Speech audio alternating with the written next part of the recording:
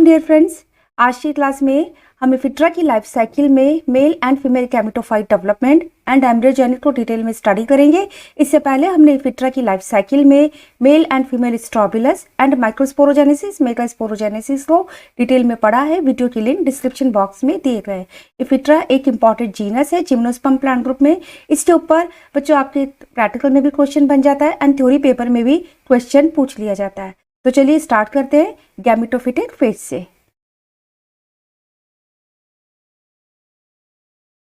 Gametophytic phase sporogenesis के resultant microspores and megaspores बनते हैं जो कि गैमेटोफिटिक फेज को रिप्रेजेंट करते हैं। माइक्रोस्पोरोजेनेसिस के द्वारा माइक्रोस्पोर्स बनता है एंड मेगास्पोरोजेनेसिस के द्वारा मेगास्पोर्स का फॉर्मेशन होता है।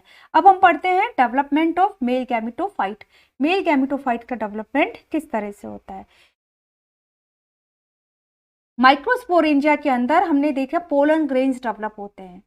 मेल गैमेटोफाइट का डेवलपमेंट 3 स्टेजेस में होता है। एक होती है pre pollination stage,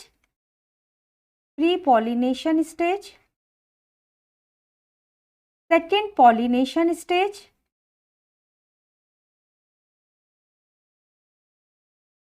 and third post pollination stage.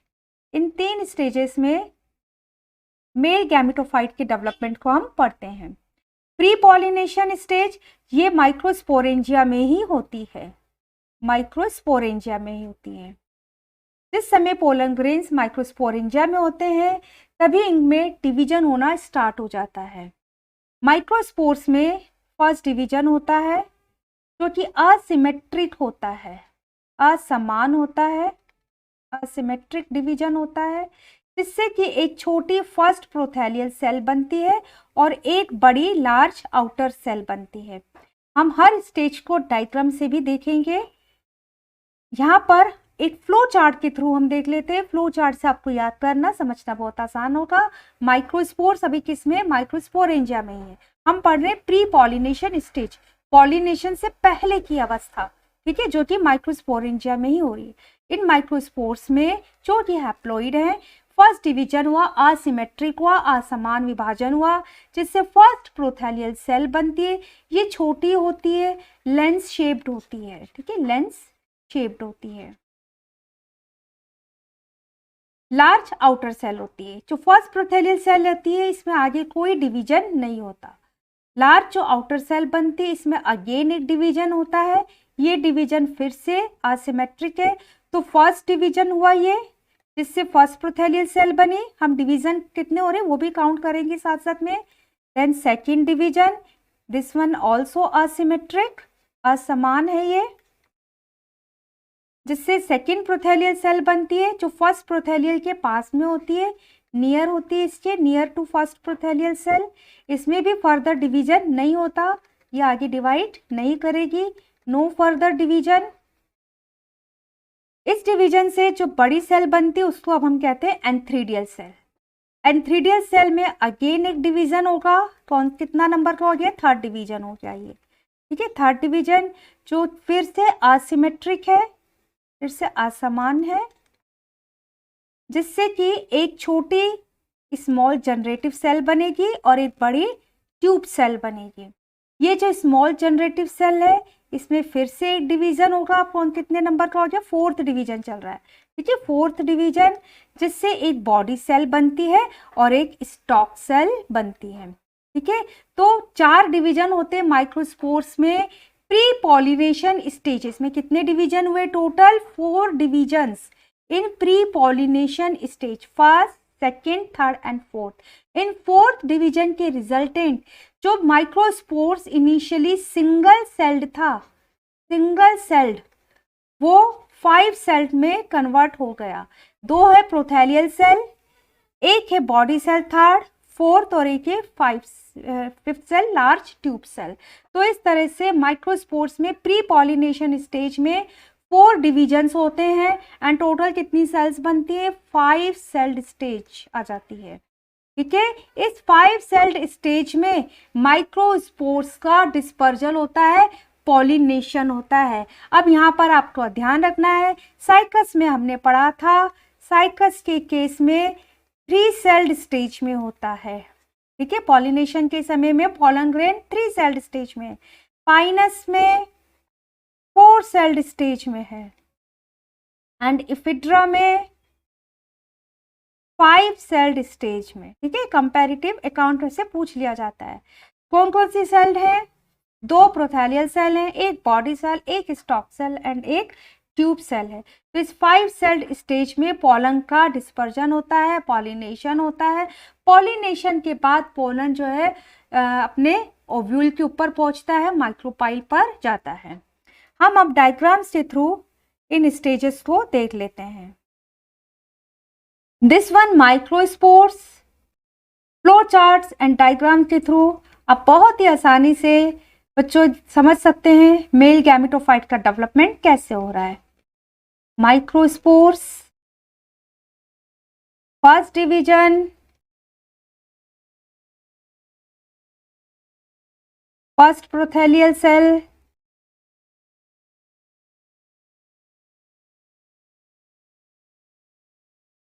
Large cell, इसमें further division, second division,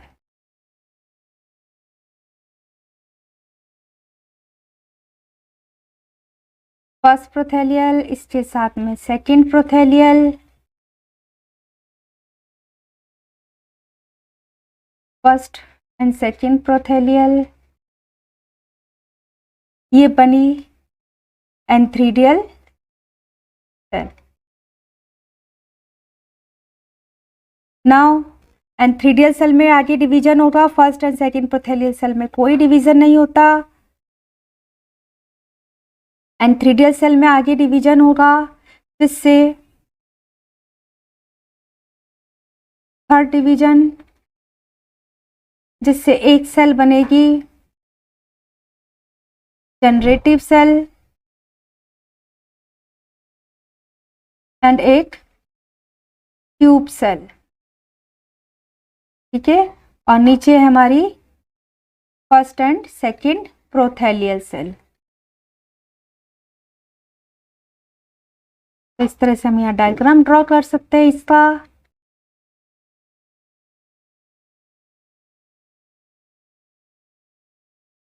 generative cell and this one tube cell.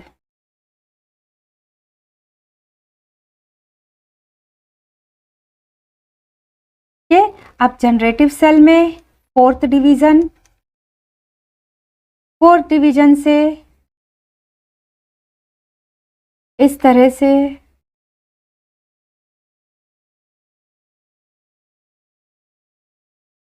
Tube cell, stalk cell, body cell and first and second prothallial cell. तो microspore हमारा आ गया 5 sailed stage में। इस stage में microsporangia फट जाएगी और पोलन ग्रेन्स रिलीज हो जाएंगे। हमने फ्लो चार्ट के थ्रू भी पढ़ लिया एंड हमने डायग्राम्स के थ्रू भी देख लिया। पॉलिनेशन के बाद में पोलन ग्रेन में ऐसे पोलन ट्यूब निकलेगी। पोलन ट्यूब में आगे की ओर इसका ट्यूब न्यूक्लियस है, स्टॉक सेल है, tube cell, stalk cell, prothallial cell degenerate हो जाती हैं। ठीक है, ये डीजनरेट हो जाती हैं प्रोथैलियल सेल। जो इसकी बॉडी सेल है ये डिवाइड होकर 2 गैमीट्स बना लेती हैं, 2 मेल गैमीट्स बना लेती हैं। तो चूंकि इसकी पोलन ट्यूब गैमीट को कैरी करती है तो पोलन ट्यूब जो होती है इसकी साइफोनोगैमस कहलाती है। ठीक है, इस टाइप का जो फर्टिलाइजेशन होता है उसको हम साइफोनोगैमस टाइप का फर्टिलाइजेशन कहते हैं, क्योंकि पोलन ट्यूब कैरी करती है मेल गैमीट्स को।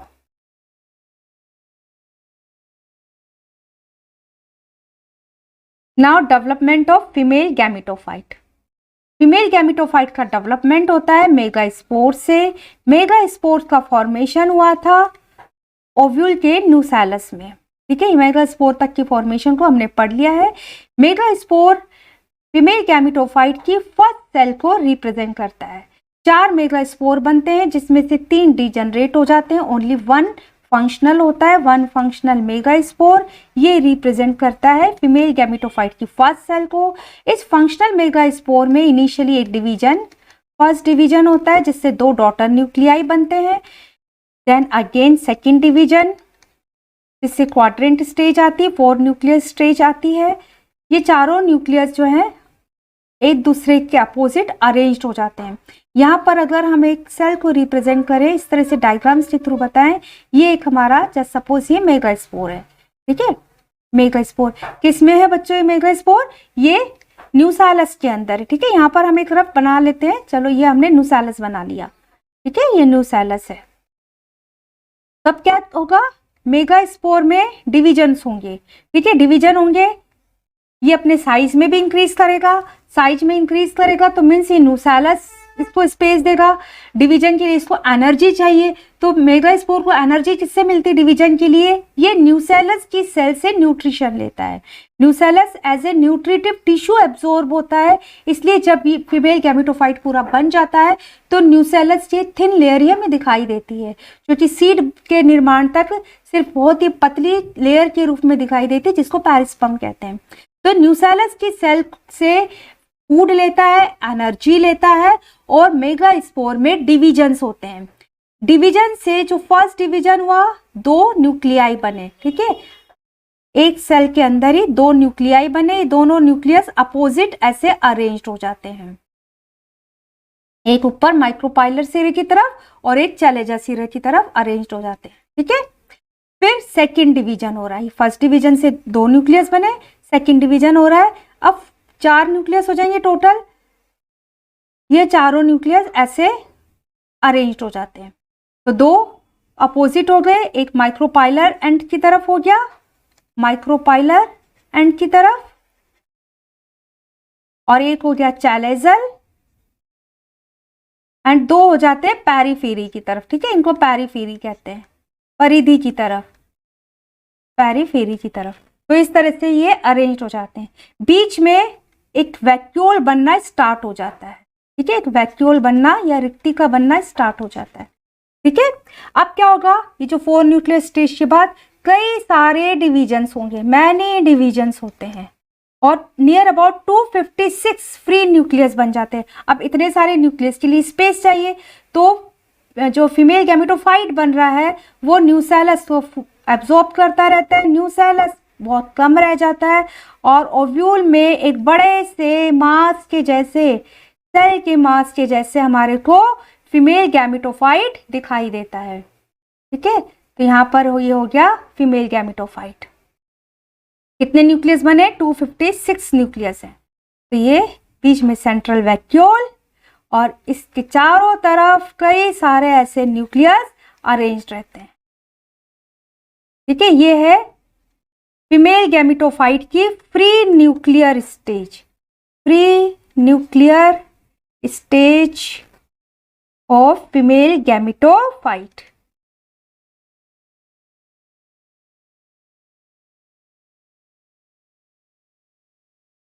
इस स्टेज के बाद में क्या होता है? अब वॉल फॉर्मेशन होगा। सेंट्रल वॉल धीरे धीरे, जो सेंट्रल वैक्यूल है वो डिसअपियर हो जाती है। वॉल फॉर्मेशन प्लांट के केस में हमेशा पेरीफेरी से स्टार्ट होता है और सेंटर की तरफ बढ़ता है, आपको ध्यान रखना है, ठीक है। इस तरह से पेरीफेरी से वॉल फॉर्मेशन स्टार्ट होगा, वॉल बनती है। इनिशियली कई न्यूक्लियस के बीच में वॉल बन सकती है, लेकिन धीरे धीरे क्या होता है, पूरा का पूरा जो न्यूक्लियस है, जितने भी फ्री न्यूक्लियर स्टेज होते हैं, सब यूनी न्यूक्लिएट एक थिक सेल मास में कन्वर्ट हो जाते हैं। इस तरह से कई सारी सेल्स बन जाती हैं और हर सेल में एक एक न्यूक्लियस होता है। सेंट्रल वैक्यूल जो बनी थी वो डिसअपियर हो जाती है। तो इस तरह से एक सेल मास बन गया। इसी को अब हम फीमेल गैमेटोफाइट कहते हैं, ठीक है, फीमेल गैमेटोफाइट बन गया हमारा। इसके चारों तरफ क्या है, न्यूसेलस। बच्चों आप समझ रहे होंगे आई होप, ठीक है, न्यूसेलस के अंदर ये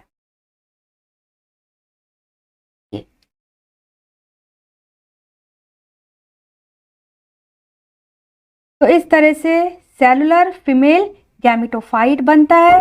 इस सेलुलर फीमेल गैमेटोफाइट का जो लोअर रीजन होता है, मीन्स जो चैलेजा की तरफ है, वो स्टोरेज रीजन कहलाता है। अपर वन जो है वो माइक्रोपाइलर रीजन कहलाता है। माइक्रोपाइलर रीजन में जो है आर्किगोनिया का डेवलपमेंट होगा। ठीक है, तो अपर वन जो रीजन है ये माइक्रोपाइलर रीजन है। नीचे वाला स्टोरेज रीजन होता है। इस स्टोरेज रीजन की सेल्स काफी कॉम्पैक्टली अरेंज्ड होती हैं। इनमें फूड स्टोर होता है जो कि डेवलपिंग ओव्यूल जो कि डेवलपिंग एम्ब्रियो को फूड देगा। ठीक है, एंड माइक्रोपाइलर सिरे पर आर्किगोनिया का डेवलपमेंट होगा। यहाँ पर हम इस तरह से दो आर्किगोनिया दिखा सकते हैं, यहाँ पर आर्किगोनिया डेवलप होंगे। तो ये था development of female gametophyte. Female gametophyte को एंडोस्पर्म भी कहते हैं। ठीक है, एंडोस्पर्म। जिम्नोस्पर्म के केस में एंडोस्पर्म कब बना है, फर्टिलाइजेशन के पहले। अभी तक कोई फर्टिलाइजेशन नहीं हुआ, फीमेल गैमेट्स नहीं बने हैं। ठीक है, फर्टिलाइजेशन से पहले एंडोस्पर्म बनता है। एंडोस्पर्म कैसा है, हैप्लॉइड नेचर का है। तो ये डिफरेंस है angiosperm and female angiosperm and gymnosperm के एंडोस्पर्म में।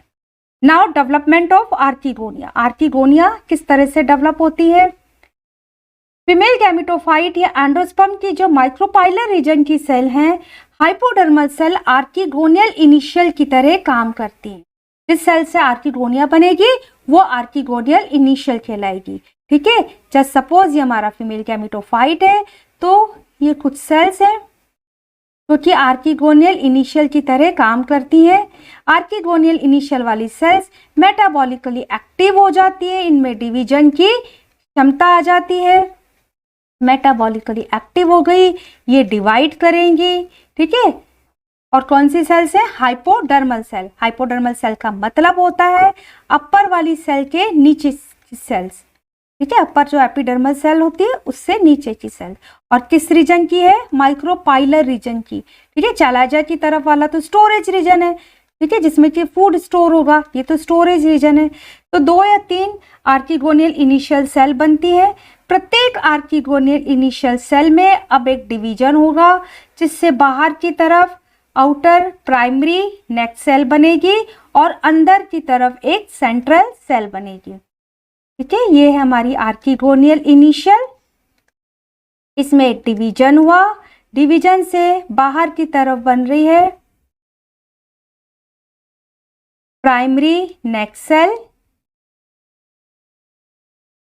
और अंदर की तरफ जो सेल कटती है उसको हम कहते हैं सेंट्रल सेल। प्राइमरी नेक सेल में कई डिवीजन्स होते हैं, जिससे अप टू 32 सेल्स की एक लॉन्ग नेक बनती है। ठीक है, इस सेल में डिवीजन से क्या बनेगी, नेक ऑफ आर्किगोनिया। जो इनर सेंट्रल सेल है, इस सेंट्रल सेल में सिर्फ एक ही डिवीजन होगा जो कि असमान होता है, असिमेट्रिक होता है।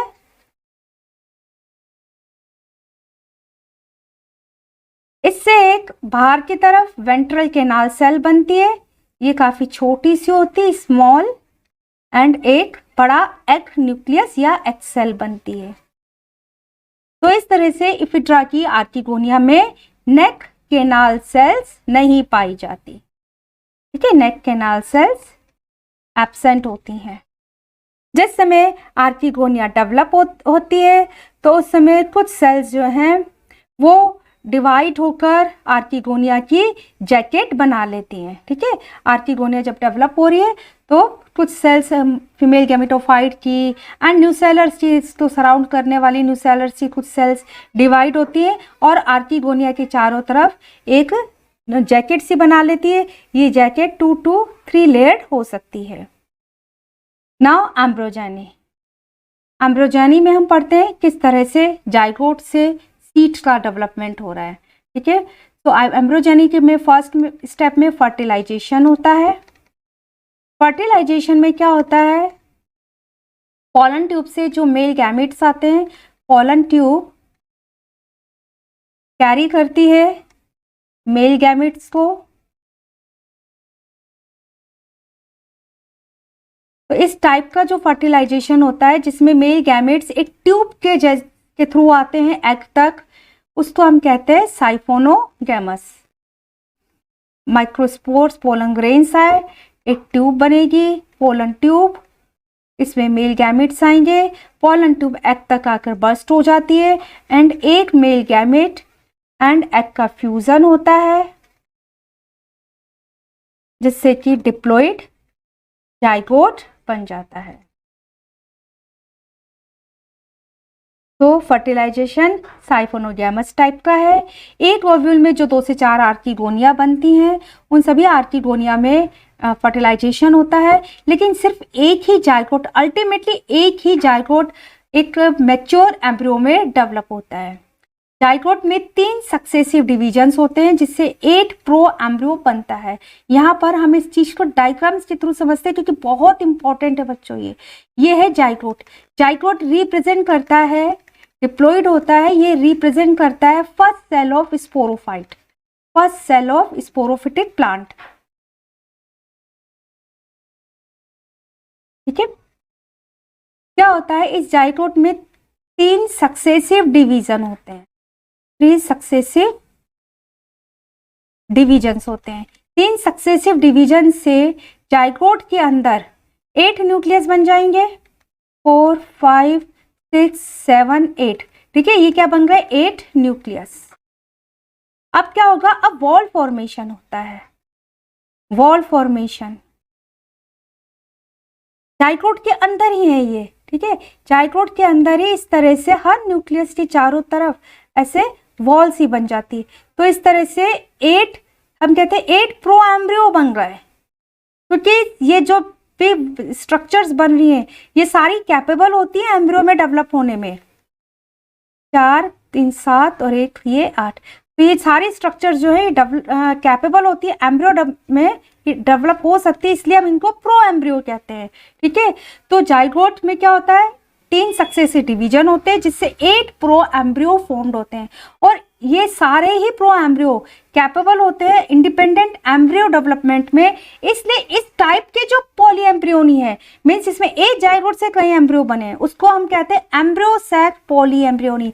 बहुत इंपॉर्टेंट है, पाइनस में हमने पढ़ा है क्लीवेज पॉली एम्ब्रियोनी होती है, रोजेटी टाइप की पॉली एम्ब्रियोनी भी पाई जाती है। ठीक है, लेकिन इस टाइप की पॉली एम्ब्रियोनी को हम एम्ब्रियो सैक पॉली एम्ब्रियोनी कहते हैं क्योंकि एक ही जाइगोट से 8 प्रो एम्ब्रियोज बन रहे बिना क्लीवेज के। ठीक है, जाइगोट के सेल में डिवीजन हुआ है जिससे जो 8 न्यूक्लियाई बन रहे वो प्रो एम्ब्रियो कहलाते हैं, एम्ब्रियो बनने में वो कैपेबल हैं। लेकिन इन प्रो एम्ब्रियो में से जो 8 प्रो एम्ब्रियोज बन रहे हैं इसमें से केवल एक ही एम्ब्रियो का आगे जाके कंप्लीट एम्ब्रियो में डिफरेंशिएशन होता है, डेवलपमेंट होता है। ये जो एम्ब्रियोनिक सेल होती है, इस एम्ब्रियोनिक सेल में क्या होता है, इस एम्ब्रियोनिक सेल में से छोटा सा ट्यूब लाइक स्ट्रक्चर बनती है ऐसे। ठीक है, ये एम्ब्रियोनिक सेल है, सॉरी प्रो एम्ब्रियोनिक सेल। ठीक है, प्रो एम्ब्रियोनिक सेल, इससे छोटी सी ट्यूब लाइक स्ट्रक्चर बनती है, इसको हम सस्पेंसर ट्यूब कहते हैं। क्या कहते हैं, सस्पेंसर ट्यूब। इस सस्पेंसर ट्यूब में इस प्रो एम्ब्रियो का न्यूक्लियस आ जाता है। न्यूक्लियस, एक एक स्टेप को बच्चों हम डायग्राम्स के थ्रू पढ़ रहे हैं, फ्लो चार्ट्स के थ्रू पढ़ रहे हैं, आपको बहुत ही आसानी से इफिड्रा पूरा प्लांट याद हो जाएगा। अब ये क्या होता है, इस स्टेज में अब एक डिवीजन होता है। ठीक है, हम कहते हैं प्रो एम्ब्रियोनिक सेल में डिवीजन हुआ। ठीक है, कब डिवीजन हुआ, पहले प्रो एम्ब्रियोनिक सेल में एक छोटी सी ट्यूब बनी है, इस ट्यूब को हम कहते हैं सस्पेंसर ट्यूब। अब डिवीजन होगा, डिवीजन से 2 सेल्स बनेंगे, एक सेल कहलाती है एम्ब्रियोनिक इनिशियल और एक कहलाती है सस्पेंसर सेल।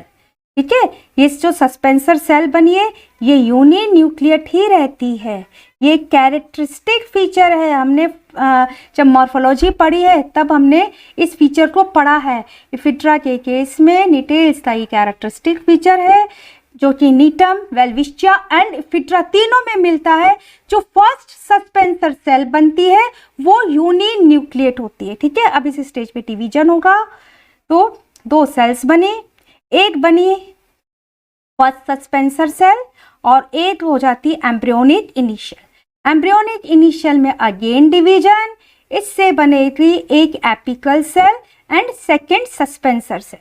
ये सेकेंड सस्पेंसर सेल फिर डिवीजन करके मल्टी सेलुलर सस्पेंसर बनाती है। ठीक है, जो एपिकल सेल होती है, इस एपिकल सेल से एम्ब्रियो का डेवलपमेंट होगा, एक कंप्लीट एम्ब्रियो बनेगा एपिकल सेल से। किस तरह से बनता है हम यहाँ डिवीजन में देख लेते हैं। तो this one embryonic initial, embryonic initial, embryonic initial में अगेन डिवीजन हो रहा है। ठीक है, फर्स्ट यहाँ पर हो गया जिससे फर्स्ट सस्पेंसर बना एंड एम्ब्रियोनिक इनिशियल बना। अब सेकेंड डिवीजन जिससे कि बनेगी एक एपिकल सेल एंड एक सेकेंड सस्पेंसर सेल, और ये हमारी first suspensor cell. First suspensor, second suspensor, और ये हमारी हो गई एम्ब्रियोनल सेल, या इसको हम एपिकल सेल भी कहते हैं। ठीक है, एपिकल सेल।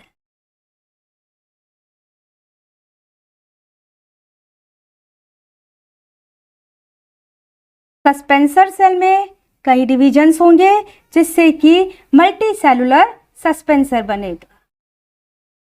फर्स्ट सस्पेंसर और इससे मल्टी सेलुलर सस्पेंसर बनता है। एंड एपिकल सेल में डिवीजन से, एपिकल सेल में डिवीजन से पहले बनेगी 2 celled stage, 2 celled stage embryo,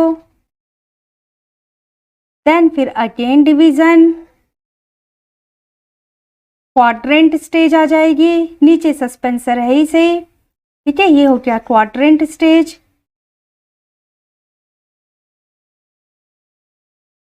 then फिर ऑक्टेंट स्टेज,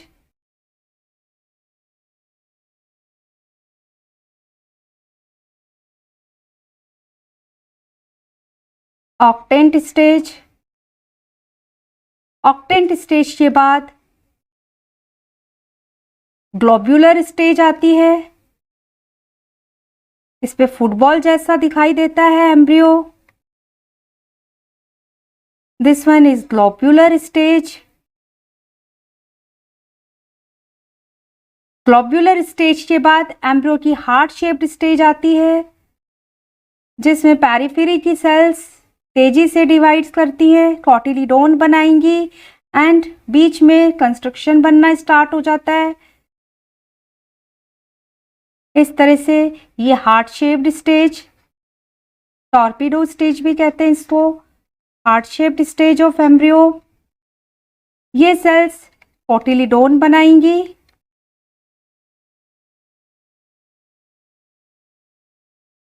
दिस वन प्ल्यूमूल, ये प्ल्यूमूल बनेगा,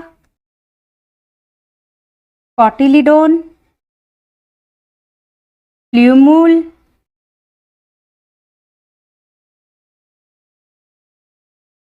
ये एम्ब्रियोनल एक्सिस है।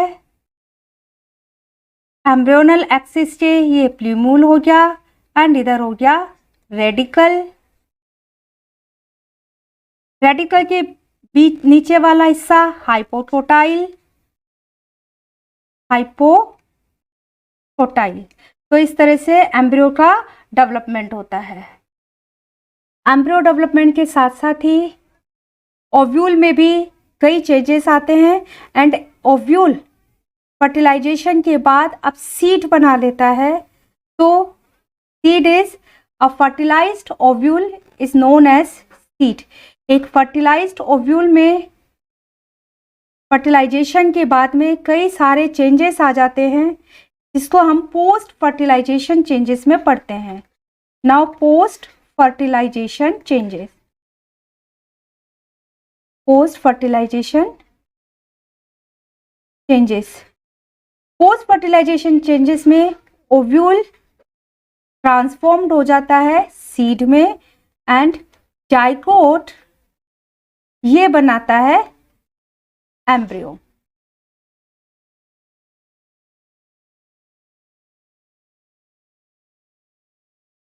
एक ओव्यूल को अगर हम देखें सीड बनते समय उसमें क्या क्या चेंजेस आते हैं, तो ओव्यूल का जो इंटेग्यूमेंट्स होता है, ठीक है, ओव्यूल के इंटेग्यूमेंट्स क्या क्या चेंजेस आते हैं वो देख लेते हैं। ओव्यूल इंटेग्यूमेंट्स ये सीड कोट बना लेते हैं। इफिट्रा के केस में क्या होता है कि इंटेग्यूमेंट्स के चारों तरफ एडिशनल इंटेग्यूमेंट्स भी, एडिशनल सीड कोट भी बन जाते हैं। जो इसके ब्रेड्स होते हैं,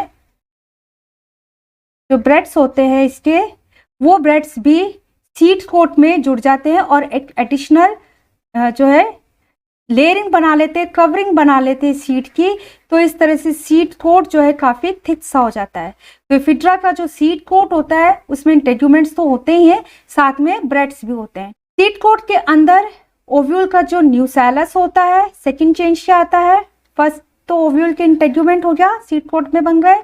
न्यूसेलस ये पेरिस्पर्म बनाता है, ठीक है, पेरिस्पर्म कहलाता है। पेरिस्पर्म एक थिन लेयर होती है, मोस्टली जो न्यूसेलस होता है वो कंज्यूम हो जाता है फीमेल गैमेटोफाइट के डेवलपमेंट में, ठीक है, एक थिन लेयर की फॉर्म में एक मैच्योर सीड के अंदर या फर्टिलाइज्ड मैच्योर ओव्यूल में हमारे को पेरिस्पर्म की फॉर्म में न्यूसेलस दिखाई देता है। न्यूसेलस के अंदर थर्ड जो है इसका फीमेल गैमेटोफाइट या एंडोस्पर्म होता है, फीमेल गैमेटोफाइट और एंडोस्पर्म होता है। ये एक मासिव टिश्यू होता है, मासिव टिश्यू होता है। फीमेल गैमेटोफाइट के अंदर इसका एम्ब्रियो प्रेजेंट होता है, ये एम्ब्रियो है, एम्ब्रियो प्रेजेंट होता है। एम्ब्रियो में 2 कोटिलीडोन्स होते हैं।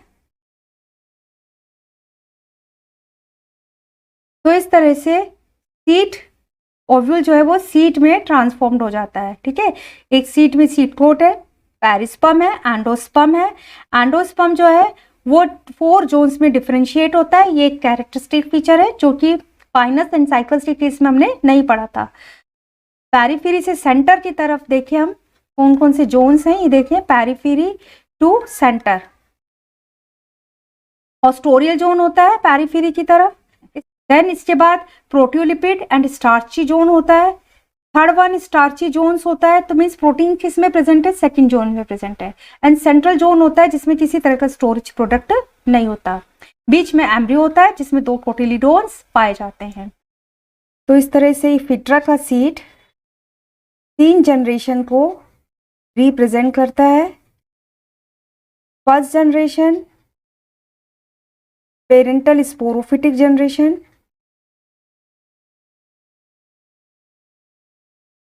जो कि रिप्रेजेंट की जाती है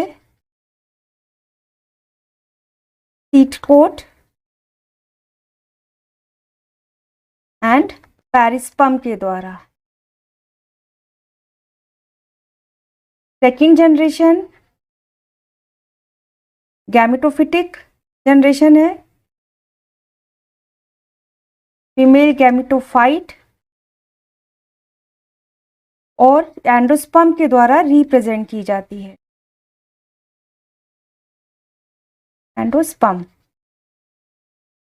एंड थर्ड जनरेशन ये रिप्रेजेंट की जाती है एम्ब्रियो के द्वारा। ये न्यू और सेकेंड स्पोरोफिटिक जनरेशन भी है, सेकेंड स्पोरोफिटिक जनरेशन है। तो इस तरह से सीड में हमें 3 जनरेशन दिखाई देती हैं। Parental sporophytic generation represent by seed coat and perisperm, and second generation जो कि रिप्रेजेंट की जाती है फीमेल गैमेटोफाइट और एंडोस्पर्म के द्वारा, एंड थर्ड जनरेशन रिप्रेजेंट की जाती है एम्ब्रियो या सेकेंड स्पोरोफिटिक जनरेशन कहलाती है। सीड का जर्मिनेशन देखें हम, सीड का जर्मिनेशन एपीजियल टाइप का होता है। सीड जैसे डिटैच होता है, इसमें डॉर्मेंसी पीरियड नहीं मिलता है, जैसे इसको एप्रोप्रिएट कंडीशंस मिलती हैं, वाटर वगैरह अवेलेबल होता है, सीड का जर्मिनेशन हो जाता है एंड जर्मिनेशन एपीजियल टाइप का होता है।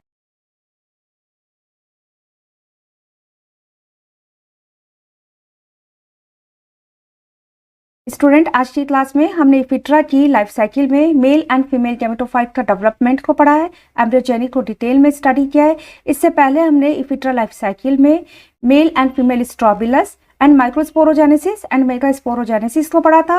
वीडियो के लिंक डिस्क्रिप्शन बॉक्स में दिए गए हैं। मेरे चैनल को यदि आपने सब्सक्राइब किया है तो उसके लिए आपका बहुत बहुत शुक्रिया। यदि सब्सक्राइब नहीं किया है तो प्लीज़ चैनल को सब्सक्राइब जरूर करें, अपने फ्रेंड्स के साथ में शेयर करें। टॉपिक के रिगार्डिंग आपकी कोई क्वेरी है तो आप मुझे मैसेज कर सकते हैं, डिस्क्रिप्शन में मेरा नंबर दिया गया है। नेक्स्ट वीडियो में हम साइकस, पाइनस एंड इफिट्रा में कंपेरेटिव अकाउंट को स्टडी करेंगे। Thank you so much students, channel के साथ में जुड़े रहें।